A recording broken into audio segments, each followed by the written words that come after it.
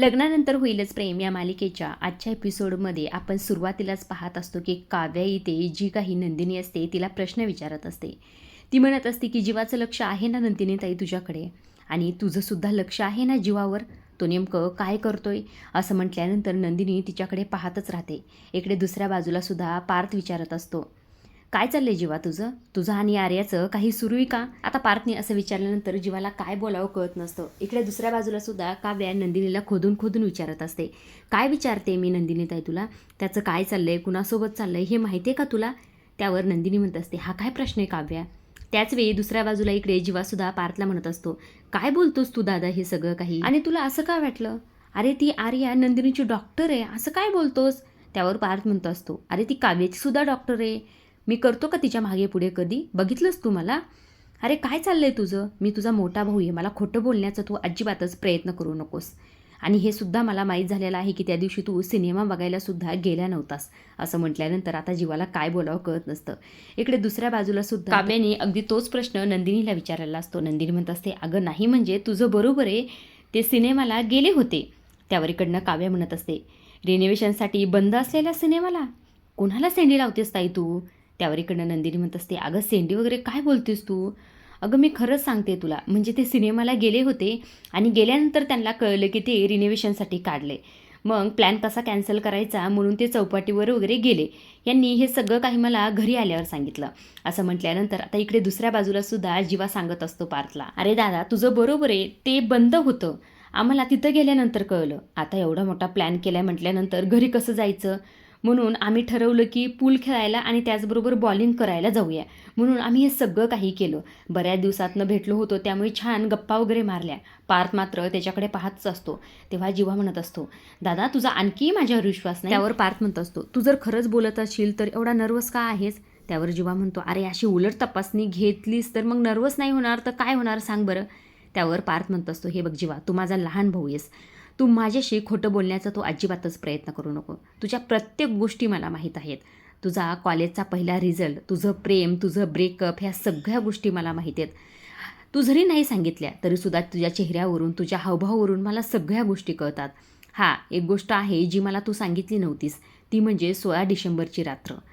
ती गोष्ट लपवलीस, त्याचे परिणाम काय झाले हे आपल्या सगळ्यांनाच माहिती आहे. त्यामुळे प्लीज काही लपवत असतील तर आताच सांग, नाहीतर त्याचे काय परिणाम होतील ते तर तुला चांगलंच माहीत आहे. असंही ते पार्थी म्हटल्यानंतर आता जीवा त्याच्या चेहऱ्याकडे पाहतच असतो. इकडे दुसऱ्या बाजूला सुद्धा नंदिनी काव्याला सांगण्याचा प्रयत्न करत असते, जीवा माझ्यापासून काहीही लपवत नाहीत, माझा पूर्ण विश्वास आहे त्यांच्यावर. त्यावर इकडनं नंदिनी काव्या म्हणत असते, असेल, पण मला आणि पार्थला असं वाटतं की जीवा तुझ्यापासून काहीतरी लपवतोय, आणि ते सुद्धा आर्याबद्दल. त्यावर नंदिनी म्हणत असते, बसकर काव्या, काही बोलू नकोस, हा विषय आपण इथेच थांबूया.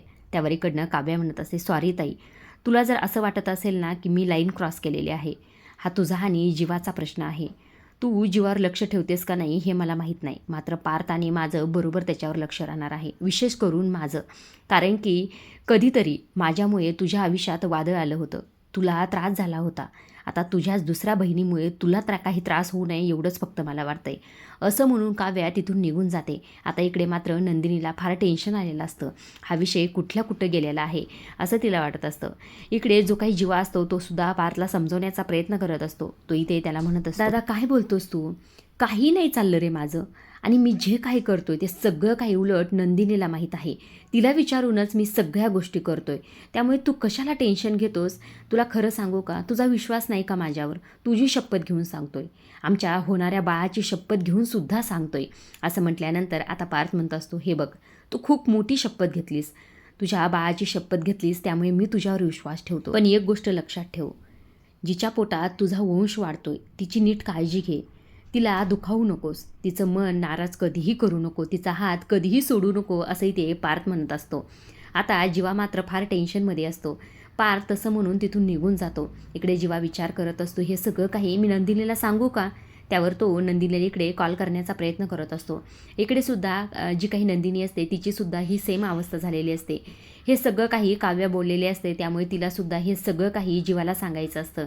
त्यामुळे तीसुद्धा फोन ट्राय करत असते. आता दोघंही एकमेकांना फोन करत असतात, त्यामुळे दोघांचेही फोन बिझी लागत असतात. आता इकडे दुसऱ्या बाजूला जी काही माननी असते ती विक्रमशी बोलत असते. विक्रमने खरं तर तिला भजी बनवण्याची सांगितलेली असतात. तेव्हा माननी म्हणत असते, हो बनवते बटाट्याची, पण मिरची नाही बरं का, मिरचीचे नाही बनवत. तेव्हा विक्रम म्हणत असत, नाही मला मिरचीचे पण खायचेत.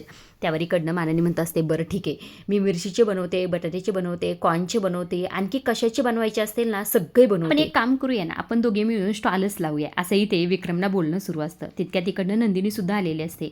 आता विक्रमचा आवाजच येत नसतो, त्यामुळे नंदिनी फोन ठेवते. तेव्हा नंदिनी म्हणत असते, काय झालं, कोणाला भजी खावाशी वाटलीत? तेव्हा माननी म्हणत असते, दुसरं कोण आहे? विक्रम. अगं त्यांना भजी खाण्याची डोळे लागलेत आणि ऑफिसमधून मला ऑर्डर सोडतील. तेव्हा नंदिनी म्हणत असते, हो मला पण खावाशी वाटले, बघा ना किती छान बाहेर पाऊस येतोय. त्यावर माननी म्हणत असते, अगं तुझी गोष्ट वेगळी, आता तू प्रेग्नेंट आहेस, तुला डोळे लागलेत, यांचं काय आहे सांग बरं मला. त्यांना मी म्हणते घरी या, मी बनवते. आता कुठल्याही बाईला वाटणार ना गं, बाहेर पाऊस येतोय, आपला माणूस आपल्यासोबत असावं. तुला सुद्धा असंच वाटतं ना की जीवाने तुझ्यासोबत आत्ता इथे असावं, असे ते माननी म्हणत असते. आता माननीला विक्रमचा परत कॉल आलेला असतो, त्यामुळे ती निघून जाते. नंदिनी मात्र इकडे टेन्शनमध्ये आली असते. जीवाचा मगाशी कॉलसुद्धा लागलेला नसतो आणि काव्या जे काही म्हटली तिला सगळं आठवत असतं. काव्या म्हटलेली असते की पार्थ आणि माझा संशय, तो तुझ्यापासून काहीतरी आर्याबद्दल लपवते. त्यानंतर तिला खरं तर आर्याने जीवाच्या हातावर जी काही केस घेतलेली असते तो क्षण तिला आठवलेला असतो. तेव्हा शारदा तिलासुद्धा म्हटलेली असते चोरवटी दिवशी जीवा आणि आर्याचं नेमकं काय सुरू आहे, तुला कळतंय का हे सगळं काही तिला आठवत असतं. तिच्या मनात आता हळूहळू संशय निर्माण होत असतो. तितक्यात मागणं खरं तर जीवा आलेला असतो. जीवा अचानक आलेला असतो, त्यामुळे नंदिनी फार दचकते, ओरडणारच असते. तितक्यात जीवा तिच्या तोंडावर हात ठेवतो आणि तिला म्हणत असतो, तुला काय सांगू मी काय काय केलंय आणि काय काय करून तुझ्यासाठी काहीतरी आणलंय, भिजलोय सगळं अख्खा मी, काय आणलं असेल सांग बरं. नंदिनी म्हणते गजावर. जीवा म्हणतो नाही ग चकाचक बाई, दुसरंच काहीतरी. आता नंदिनीला वळखायला येत नसतं, तेव्हा जीवा पडदेशीने ते दाखवतो. तेव्हा नंदिनी म्हणते, अरे वा भजी, खरं सांगू जीवा मला फार खावाशी वाटली होती. मग जीवा म्हणतो, हो मग त्यासाठीच आणली आहेत. अरे मी इथनं जात होतो, नवीन स्टॉल झाला आहे आपल्या घराच्या तिथे, काय खमंग वास येत होता. म्हटलं हे गरमागरम भजी तर माझ्या बायकोला मिळालीच पाहिजे. काय गर्दी विचारू नको, त्या गर्दीतून शिरून तुझ्यासाठी गरमागरम भजी आणलीत मी, असं म्हटल्यानंतर नंदिनी फार खुश होते. नंदिनी म्हणत असते, जीवा खरंच थँक्यू सो मच, म्हणजे माझ्यासाठी तुम्ही एवढं सगळं केलं आणि मी काय उलटसुलट विचार करत होते आत्ता. त्यावर जीवा म्हणत असतो, काय उलटसुलट काय विचार करत होतेस? काही नाही उलटसुलट, माझ्यासाठी तुम्ही कोहिनूर आणलाय, कोहिनूर. तेव्हा जीवा म्हणत असतो, मग कोहिनूर आणलाय तर या सेवकाला काहीतरी भेटलंच पाहिजे ना. तेव्हा नंदिनी म्हणते, म्हणजे काय म्हणायचं तुम्हाला, काय भेटलं पाहिजे? तेव्हा जीवा एक भजी घेतो आणि तोंडात ठेवतो आणि नंदिनीला जवळ वळतो. नंदिनी म्हणत असते, अहो काय जीवा, कुणी येईल ना, पाहिल ना, काय चाललंय तुमचं? मात्र जीवा परत तिला जवळ वळत असतो. इकडे दुसऱ्या बाजूला सुद्धा पार्थ आणि काव्या दोघीही अगदी ओले चिंब भिजून आलेले असतात. तेव्हा पार्थ काव्याला म्हणत असतो, काव्या तुम्ही आता आई होणार आहात ना? हो होणार आहे की. मग हे शिकवणार का आपल्या बाळाला? काय म्हणताय, म्हणजे काय म्हणायचंय तुम्हाला? तेव्हा पार्थ म्हणत असतो, काय म्हणायचंय खरंच माहीत नाही तुम्हाला? छत्री न घेता बाहेर पडायचं, नवऱ्याला फोन करून पिकअप करण्यासाठी बोलवायचं आणि काहीतरी बहाणा काढून गाडीच्या बाहेर निघायचं आणि नवऱ्याला सुद्धा बाहेर काढायचं आणि त्याला भिजवायचं. हे सगळं काही तुमचे नाटकं मला कळत नाही असं समजताय का? तेव्हा काव्या जरजरत हसायला सुरुवात करते आणि म्हणत असते, पण पार्थ तुम्हाला मज्जा आली ना पावसात भिजायला, किती छान वाटत होतं. तेव्हा पार्थ म्हणतो, मज्जा तर आली, पण मात्र आता ती सुद्धा येईल. तेव्हा काव्या म्हणते, कोणती? असं म्हणून इकडे तिकडे पाहत असते. तितक्यात पार्थला जोरात शिंक आलेली असते. ते शिंकेबद्दल बोलत असतो. काव्या म्हणत असते, अरे बापरे, एकदा भिजलं की काय पार्थ तुमचं, शिंका लगेच सुरू होतात तुम्हाला. मला आली का शिंक सांगा बरं. तितक्यात काव्याला सुद्धा आलेली असते. आता त्या शिंकेच्या राड्यात दोघांची धडक होते. तेव्हा काव्या म्हणत असते, काय पार्थ लागलं मला. आता यांचं एकमेकांना बोलणं सुरू असतं. तितक्यातच इकडनं माननी आलेली असते. माननी त्यांना पाहून फार ओरडते, काय चाललंय तुमच्या दोघांचं? अरे सगळं पाणी पाणी केलंय तुम्ही. त्यावर पार्थ म्हणत असतो, पण आई तू कुठंतरी प्रदक्षिणाला जायची होतीस ना, तू कशी आलीस इकडे? माननी म्हणते, अरे बाबा पाऊस येतोय किती जोरात, नाही गेले, माझं जाऊ दे, पण तुमचं काय हे सगळं काही? छत्री कुठे, छत्री घेऊन गेला नव्हतात? तेव्हा पार्थ म्हणतो, हो गेला होतो की छत्री घेऊन, पण यांना पकडण्याच्या राड्यात ती छत्री उडून गेली. तेव्हा माननी म्हणते, काय उडून गेली? छत्री उडून गेली, गाडीसुद्धा उडून गेली का त्याच्यासोबत? आता असं म्हटल्यानंतर पार्थ हो नाही हो असं त्याचं मान सुरू असतं करणं. त्यावर माननी म्हणते, काय हो का नाही, उडून गेली का? नाही म्हणजे ती छत्री उडून गेली, गाडी नाही उडून गेली, गाडी होतीच की. आता पार्थला काय बोलावं कळत नसतं बरं का. काव्या इकडनं हसत असते. माननी म्हणत असते, अरे पार्थ काय रे तुझं, तू हिचा तरी विचार करायचा ना. काव्या तुला सुद्धा नाही का कळत बाळा, तू प्रेग्नेंट आहेस, आजारी पडशील, बाधेल तुला हे सगळं काही, काय चाललंय तुझं? तेव्हा पार्थ इकडनं म्हणत असतो, चांगलं आहे आई तुझं, म्हणजे तुझ्या बाबतीत ना ती मन उलटीच पडते. तेव्हा काव्या म्हणते, कोणती मन? कोणती मन काय कोणती मन? आपलं ते कार्टं आणि लोकाचं ते बाबडं. असं म्हटल्यानंतर आता माननी चिडते. माननी म्हणते, तू गप्पा मेले आता, नाही तर जोरात तुला फटका देईल. जा आधी ते कपडे बदलून घ्या, आजारी पडतान रे, काय चाललंय तुमचं, जा बरं परदेशीन जा. असं म्हटल्यानंतर माननी निघून जाते. इकडे पार्थ म्हणत असतो, चला चला तुमच्यामुळे मला ओरडा भेटतो. असं म्हणून दोघेही बेडरूममध्ये निघून जातात. इकडे दुसऱ्या बाजूला मात्र जे काही जीवा नंदिनी असतात ते दोघे एकमेकात गुंतलेले असतात. तिकडनं माननी येते. माननी हे बघून सगळं काही ते फार ओरडते. तेव्हा जीवा नंदिनी पडदिशीन बाजूला होतात आणि म्हणतात, सॉरी सॉरी. माननी म्हणते, काय सॉरी सॉरी, काय चाललंय तुमच्या दोघांचं? आणि जीवा, तो ओला चिंब झालास, काय चाललंय तुमच्या दोघांचं? पार तिकडे भिजून आला, तू इकडे भिजून आलास, तुमच्या गाड्या विकून टाकल्यात का तुम्ही? असं तिचं बोलणं सुरू असतं. आता ह्या दोघांना काय बोलावं कळत नसतं. तितक्यात माननीला भज्याचा वास येतो. माननी म्हणते, काय भज्याचा वास येतोय? मी आता करणारच होते. तितक्यात पार्थ जीवा सॉरी ते भजी दाखवतो. तेव्हा माननी म्हणते, काय भजी? अगं नंदिनी, काय गं तुझं? तुला भजी खावाशी वाटली होती म्हणून तू जीवाला सांगितलीस? अगं बाहेरची भजी हे सगळं तुझ्यासाठी नाही गं चांगलं. आणि ती वर्तमानपत्रात बाहेर इथे सरकारी अधिकारी आपल्याला चांगलं जीवन मिळावं म्हणून धडपड करतात आणि तुमचं काय चाललंय हे सगळं काही? तेव्हा जीवा म्हणत असतो, अगं बस कर, तुझी बडबड किती चाललंय सगळं काही, मी सांगतो तुला. ही नाही मला सांगितले, मी स्वतःहून आणले तिच्यासाठी. आता असं म्हटल्यानंतर आता जीवावर जास्तच ओरडते मानाने. म्हणत असे, काय चाललंय जीवा, तुला कळत नाही का तुझी बायको प्रेग्नेंट आहे? तिला हे सगळं काही देईल. अरे तिलाच काय, कुणीही खाऊ नये बाहेरचं, कसं कळत नाही रे तुला? तेव्हा जीवा म्हणतो, बरं ठीक आहे बाबा, आता इथून पुढे नाही आणणार, पण आता सांग ह्या भज्यांचं काय करायचं? तेव्हा माननी म्हणते, आता काय करायचं काय, सगळ्यांनी थोडे थोडे खा आणि संपवा. नंदिनी तू थोडे खा बरं का. असं म्हणून माननी निघून जाते. आता ती निघून गेल्यानंतर नंदिनी जीवाला म्हणत असते, जीवा काय हो तुमचं हे सगळं काही, तुम्ही उगाच आणले बाहेरचे. खरं तर मी सकाळी आर्यावर ओरडले कारण की तिने बाहेरची मिसळ खाल्ली होती आणि मीच हे सगळं काही करते. आता मीच हे सगळं काही बंद करायला हवं. आपलं बाळ आहे तिच्या पोटात, मग आपण सुद्धा काहीतरी त्याग केलाच पाहिजे ना. असं म्हटल्यानंतर आता जीवा म्हणत असतो, खरंच माझी चकाचक बाई, कमाल आहेस तू, खऱ्या अर्थाने तू बाळाची आई आहेस, असं हळूच म्हणत असतो तिला. तेव्हा खरं तर नंदिनी म्हणत असते, हो ठीक आहे सगळं काही, पण मला जरा तुमच्याशी बोलायचं आहे. तेव्हा जीवा म्हणत असतो, काय दादाबद्दल का? हो ते तर बोलायचं आहे, पण काव्याबद्दल सुद्धा बोलायचं आहे. असं म्हटल्यानंतर आता इकडे दुसऱ्या बाजूला दाखवण्यात आलेलं आहे. इकडे पार्थ काव्याला ओरडून म्हणत असतो, काव्या तुमच्या आंघोळ झाल्यानंतर मला सुद्धा गिजर सुरू करा, म्हणजे मी पण आंघोळ करेल. तितक्यात इकडनं मागणं रम्या येते आणि रम्या त्याच्या डोक्यावर टॉवेल ठेवून त्याचे केस पुसायला सुरुवात करते. आता पार्थला हे थोडंसुद्धा माहीत नसतं काही. तेव्हा पार्थ म्हणत असतो, अरे वा तुमची आंघोळ झाली सुद्धा, माझी फिसकारलेली मांजर अशी जर काळजी घ्यायला लागली ना मला फार बरं वाटतं.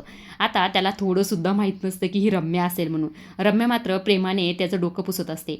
आता तितक्यात तिकडनं मागणं काव्याची आंघोळ झालेली असते. काव्या बाहेर येते. बाहेर आल्यानंतर काय पाहते तर समोर हे सगळं काही. तेव्हा काव्याचा पारा चढलेला असतो.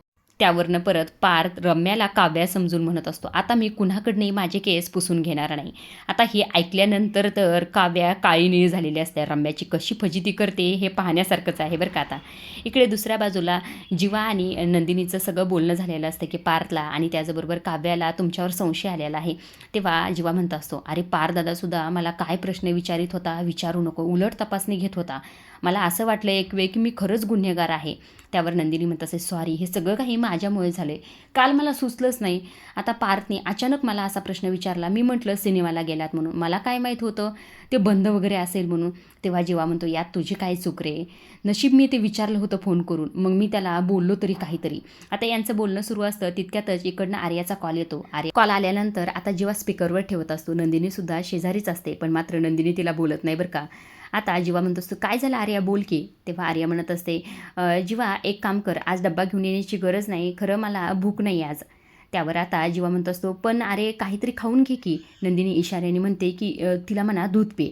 आता जीवा म्हणत असतो, मग तुला भूक नाही तर दूध पिऊन घेतेस का जरा, म्हणजे बरं वाटेल. तेव्हा आर्या म्हणते, अरे नकोय मला खरंच आज भूक नाही, नाही घेणार मी नंदूलासुद्धा कॉल करत होते, मात्र ती माझा कॉल उचलत नाही. ती रुसली का, रागवली का माझ्यावर? त्यावर जीवा हळूच नंदिनीला म्हणतो, काय झालं, तिचा कॉल का उचलत नाहीस? तेव्हा नंदिनी इशाराने तिला म्हणते की चार्जिंगला फोन लावलाय म्हणा तिला. त्यावर जीवा म्हणतो, अरे तिने चार्जिंगला फोन लावलाय आणि ती खाली गेली, ती रुसली का असं का विचारलंस, काही झाले का तुमच्यामध्ये? त्यावर आर्या म्हणत असते, काय नाही रुसली, नेहमीच आहे तिचं. असं म्हटल्यानंतर नंदिनीला थोडं इकडे वाईट वाटतं. आता जीवाला बोलून घेण्यासाठी आता इथे आर्याचे नाटकं सुरू असतात. आर्या म्हणत असते, काय बाहेर पाऊस येतोय, मी चालले भिजायला, असं म्हणून परदेशीन कॉल कट करून टाकते. आता ही भिजायला जाणार म्हटल्यानंतर ह्या दोघांना टेन्शन येणं साहजिक आहे आणि हे सगळं काही ती मुद्दाम करत असते. जीवा म्हणत असते, हिला काय भिजायचं असतं नेहमी, काय माहिती. नंदिनी म्हणते, आता ही भिजली तर हिला सर्दी खोकला होणार आणि आपल्या बाळाला त्याचा त्रास होणार, काय करायचं ह्या पोरीवर. जीवा म्हणतो, तू काय विचार करत बसलेस आणि बोलत बसलेस, चल आपण दोघी तिकडे जाऊया. नंदिनी म्हणते, तुम्ही जा, मी तिला फोन ट्राय करते. जीवा म्हणतो, काही झालंय का? ती सुद्धा म्हणते, रुसली आहे, काही झाले का तुमच्या दोघीमध्ये, हे सगळं काही राहू दे, चल आपण दोघीही जाऊ. असं म्हणून दोघीही निघालेले असतात. आजच्या पुरतं एवढंच. पुढील भागात आपण पाहत असतो की ही आर्या पावसात भिजलेली असते. जीवा नंदिनी तिच्या काळजीसाठी आलेले असतात. मात्र इथे जीवा तिची स्पेशल काळजी घेत असतो. जीवा अक्षरशः तिचे केस पुसून देत असतो. इकडे नंदिनीने सुद्धा टॉवेल आणलेली असते. मात्र जीवा तिची काळजी घेतो हे पाहून नंदिनीला धक्का बसलेला असतो. आता इकडे दुसऱ्या बाजूला काव्याने पारच्या रूममधला जो काही बाळाचा फोटो असतो तो अचानक खाली पडलेला असतो. आता ते पाहून काव्या जरा टेन्शनमध्ये येते असते. काव्या म्हणत असते, पार्थ हा फोटो अचानक खाली कसं काय पडला, आपल्या बाळाला काही होणार तर नाही ना. आता काव्याला टेन्शनमध्ये पाहून पार्थ म्हणत असतो, काव्या तुम्ही कशाला एवढं घाबरताय, नका काळजी करू, काही होणार नाही, सगळं काही ठीक होणार आहे, नका काळजी करू. असं रम्या आता काव्याच्या मागे लागणार आहे आणि काव्याच्या बाळाला कसा त्रास होईल याचा विचार करणार आहे. आजच्या पुरतं एवढंच. अशा डेली मालिकेचे अपडेट जाणून घ्यायचे असतील तर आपल्या चॅनलला जरूर सबस्क्राईब करा आणि तोपर्यंत पाहत राहा लग्नानंतर होईलच प्रेम. धन्यवाद.